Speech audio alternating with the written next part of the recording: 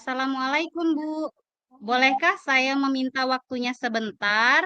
Saya mau bercerita mengenai apa yang saya rasakan akhir-akhir ini di kelas, Bu. Baik, Bu Emil, silahkan apa yang ingin Ya, Ibu ceritakan? Kedengar nggak? Baik, Bu Emil, ya. silahkan apa yang ingin Ibu ceritakan? Begini, Bu. Akhir-akhir ini saya merasa murid-murid saya di kelas yang saya ajar kurang antusias dalam menerima pembelajaran dari saya. Selain itu, jumlah murid yang mengerjakan tugas hanya kurang lebih dari 50% saja. Jadi menurut Bu Emil, apa yang Ibu harapkan dari obrolan kita pada hari ini? Saya mengharapkan solusi atas permasalahan yang saya hadapi tentang kurangnya antusiasme murid-murid yang saya ajar, Bu. Menurut Ibu, hal apa yang membuat murid-murid Ibu kurang antusias dalam pembelajaran bersama Ibu di kelas? Jika saya ingat kembali, hal yang menyebabkan murid-murid saya kurang antusias dalam pembelajaran adalah yang pertama, pembelajaran saya sedikit membosankan, terlalu monoton. Saya terlalu dominan berbicara dan bercerita di depan murid-murid saya. Kemudian yang kedua, saya tidak memberikan kesempatan pada murid untuk berpendapat dan aktif berbicara pada saat pembelajaran. Oh, begitu, Bu Emil. Kira-kira apa yang dapat membuat murid Ibu Emil antusias dalam pembelajaran tersebut? Menurut saya, murid-murid saya pasti menginginkan pembelajaran yang mengasihkan, tidak monoton, dan juga tidak membosankan. Wah, saya sependapat dengan Ibu Emil. Lalu, menurut pendapat Ibu, apa saja yang bisa membuat murid-murid asik dan tidak bosan pada pembelajaran, Bu? Menurut saya, pembelajaran harus terpusat pada murid. Murid diminta aktif dalam pembelajaran, diberikan ice breaking, ataupun sejenis games agar pembelajaran lebih menarik. Lalu, mengenai tugas, apa yang menyebabkan murid Ibu kurang antusias? Kemungkinan karena tugas saya terlalu banyak, tanpa memberi penjelasan dan sumber belajar yang beragam dan mengasihkan. Kalau boleh tahu, Bu Emil, Ibu menggunakan sumber sumber belajar apa saja di kelas? Saya biasa menggunakan buku teks pelajaran yang ada di perpustakaan. Ada nggak buku, teks, atau sumber belajar lainnya? Saya pikir banyak ya, Bu. Di antaranya adalah melalui YouTube, artikel, video, internet, atau menggunakan aplikasi yang sedang tren di antaranya TikTok dan IG. Sekarang apa rencana Ibu untuk menyelesaikan masalah ini? Yang pertama, saya akan merancang pembelajaran yang menarik, menggunakan video, YouTube, ataupun TikTok. Yang kedua, memberi tugas tidak terlalu banyak dan sesuai dengan minat dan bakat siswa. Bagus sekali, Bu Emil, rencana Ibu. Mudah-mudahan berhasil. Apa komitmen Ibu terhadap rencana Ibu tersebut?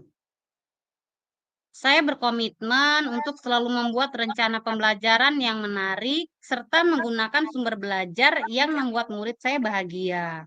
Wah, bagus sekali, Bu Emil. Saya sangat mendukung rencana Ibu ini. Mudah-mudahan berjalan dengan lancar. Terima kasih atas support dan waktunya, Ibu. Sama-sama, Ibu Emil. Baik, terima kasih Ibu. Assalamualaikum.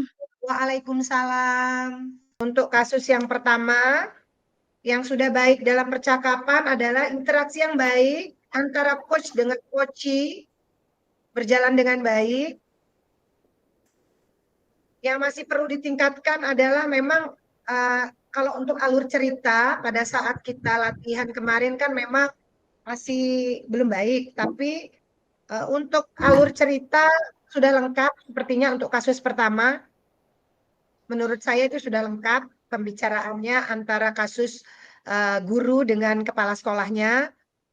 yang harus dilakukan agar tetap dalam kondisi present sebelum dan saat melakukan coaching adalah ini kita memang saya rasa setiap kita melakukan presentasi coaching maupun hari ini coaching ya, memang Ya. kendala kita adalah YP. Jadi sehingganya sepertinya seperti tadi pada saat Kalau percakapan. sudah refleksi diri, kembali ke main room, Pak. Jadi pada saat percakapan Ibu Emil, harusnya kan Ya. kita memang buka kamera dan di mute ya. Tapi karena Ya.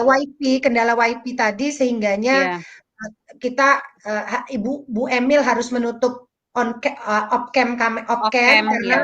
kalau nggak seperti itu pembicaraan kita tidak berjalan dengan baik, nggak nyambung Iya, gitu ya. benar. Jadi di situ Iya, yang kurang benar. saya rasa. Iya. Yang akan kita lakukan untuk memperbaikinya ini saya rasa sudah baik, hanya permasalahan di YP sih sebenarnya. Iya, jaringan. Jadi hanya karena satu on cam, satu off cam, itu aja yang saya Iya. rasa. Iya. Tapi kalau untuk percakapan kayaknya lurus, tidak ada halangan. Iya.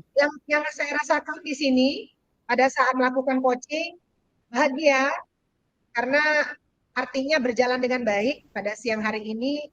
Antara kasus yang pertama antara guru dengan kepala sekolahnya, kalau dari kasus yang kita coba coaching tadi berjalan dengan baik dan menemukan solusi atas permasalahan yang sudah dialami dari kasus saya. Jadi sudah terbantu dalam membuat keputusan. Seperti itu Ibu Emil.